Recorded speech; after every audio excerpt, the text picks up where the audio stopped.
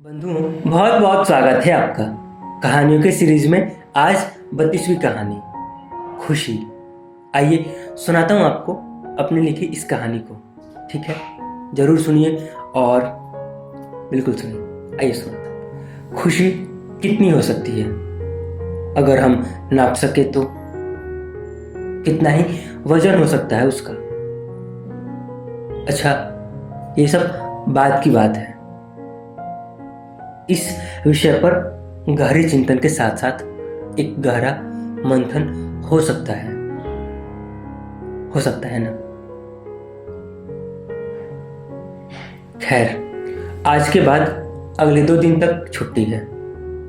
इस बात की खुशी तो अमन को थी ही, पर इस खुशी के साथ साथ अमन के चेहरे की खुशी कहीं और भी इशारा कर रही थी। आखिर पूरे 6 महीने के बाद अमन टीवी जो खरीदने वाला था, हाँ, टेलीविजन। बात कुछ ऐसा, अमन भी शौकीन था। उसकी भी इच्छा थी कि उसके घर में वो सारी चीजें हो जिसका होना लोग विकास समझते हैं, डेवलपमेंट। वो भौतिक वस्तुएं, उसका ना होने से लोग अगले को कमजोर समझते हैं। चाहे आपकी बुद्धि विचार कितनी ही खराब और कलुषित क्यों ना हो, पर आपके घर में भौतिक वस्तुओं का होना लोगों की नजर में आपको श्रेष्ठ बनाता है। सच है ना? ध्यान से इस बात को एक बार और सुनिएगा। चलिए, मैं फिर से एक बार सुना ही देता हूं आपको। बात कुछ ऐसा, अमन भी शौकीन था। उसकी भी इच्छा थी कि उसके घर में वो सारी चीजें हो जिसका होना लोग विकास समझते हैं। वो भौतिक वस्तुएं, उसका ना होना लोग अगले को कमजोर समझते हैं, पिछड़ा समझते हैं। चाहे आपकी बुद्धि विचार कितनी ही खराब और कलुषित क्यों ना हो, पर आपके घर में भौतिक वस्तुओं का होना लोगों की नज़र में आपको श्रेष्ठ बनाता है।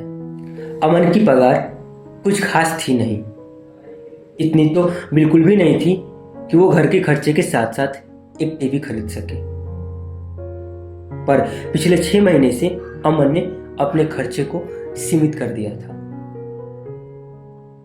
जरूरत पूरी होने के बाद कुछ ऐसी जरूरत जिसे आगे कुछ दिन तक टाला जा सके, टाल देता था। जैसे अगर चप्पल टूट जाए और मरम्मत के बाद उसे कुछ दिन तक इस्तेमाल किया जा सकता है, तो वो उसी से काम चला लेता, क्योंकि टीवी खरीदना है। आज लगभग 6 महीने हो गए थे और टीवी खरीदने के पैसे इकट्ठे भी हो गए थे। इस बार की छुट्टी के बाद अमन के घर में भी एक टीवी होगा, कई ऐसे ही ख्याल अमन के दिमाग में चल रहे थे। अमन अपने घर से 1 घंटे की दूरी पर रहता था, जहां वो काम करता था। काम के बाद शाम में वो अपने घर के लिए निकल रहा था। थोड़ा लेट हो गया था, पर टीवी खरीदने की खुशी ने वक्त पर ध्यान टिकने ही नहीं दिया। और आज अमन के बॉस ने उसे घर जाने के लिए अपनी बाइक भी दे दी थी, तो खुशी लगभग दोगुनी थी। अमन बैग में कुछ कपड़े के साथ बैग के ऊपर वाले हिस्सों में पैसे को रख लिया। हाँ, वही पैसे जिससे टीवी खरीदना था। सब कुछ व्यवस्थित करने के बाद अमन अपने घर के लिए निकल गया। खुशी और अपनी धुन में अमन सफर का आनंद ले ही रहा था कि रास्ते में एक वृद्ध ने उसे हाथ देते हुए रोका। अमन रुकते के साथ ही पूछा, दादाजी कहीं जाना है क्या? उन्होंने कहा, हाँ बेटा, बस आगे तक छोड़ दो, शाम देर हो गई है और कोई साधन मिल नहीं रहा है। अमन ने कहा, अरे दादाजी क्यों परेशान हो रहे हो? मैं हूं ना, आप बैठिए, मैं आपको आपके घर तक छोड़ दूंगा। दोनों की सवारी बढ़ी और रास्ते में बातचीत हुई। उस वृद्ध के पूछने पर अमन ने अपनी सारी बात उनको बताई कि काम के बाद वो 2 दिन की छुट्टी के लिए अपने घर जा रहा है। उस वृद्ध ने और भी बहुत कुछ पूछा। अमन उनके हर बात का जवाब सलीके से दे रहा था, पर शायद अमन को टीवी खरीदने वाली बात नहीं बतानी चाहिए थी। पर चलो, ये तो बता दिया, पर ये तो बिल्कुल भी नहीं बताना था कि उसने बैग के ऊपर वाले हिस्से में पैसे रखे हैं टीवी खरीदने के लिए। थोड़ी देर की और बातचीत के बाद उस वृद्ध ने कहा, बेटा गाड़ी ही रोक दो, अब मैं यहाँ से पैदल चला जाऊंगा। वो जगह थोड़ा सुनसान था। अमन ने कहा, दादाजी अपने घर का रास्ता बताइए, मैं आपको आपके घर तक छोड़ दूंगा। उस वृद्ध ने कहा, अरे नहीं नहीं, यहां तक छोड़ दिया, यही बहुत है। बस 10 कदम की दूरी पर ही घर है मेरा। पर सच तो यह था, अगले 100 कदम तक किसी की होने की कोई खबर नहीं थी। अमन अपनी नजरें घुमा ही रहा था कि बीच में ही उस वृद्ध ने टोका, बहुत दिन के बाद अपने घर जा रहे हो और देर भी हो गई है। मेरी चिंता बिल्कुल भी ना करो, मैं चला जाऊंगा। जल्दी जाओ घर पे, तुम्हारा परिवार तुम्हारा इंतजार कर रहा होगा।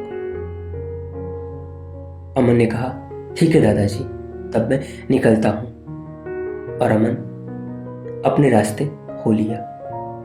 घर पहुंचते ही अमन अपना बैग पीठ से उतारकर कुर्सी पर रख ही रहा था कि उसका ध्यान बैग के ऊपर वाले हिस्से पर पड़ा। हाँ, उसी पर जिसमें टीवी खरीदने के पैसे रखे थे उसने। बैग का चैन खुला था। उसने फटाक से उस हिस्से में अपना हाथ डाला। पता है क्या हुआ? पैसे गायब थे।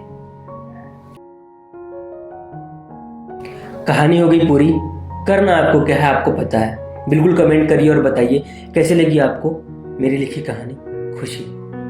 कुछ समझ में आया इस कहानी में क्या था? कहानी में बस ये था कि उसने पैसे का जिक्र किया उस वृद्ध से, और उस वृद्ध ने उसके बैग से पैसे निकाल लिए थे। बेचारे का टीवी नहीं आ पाया इस बार भी।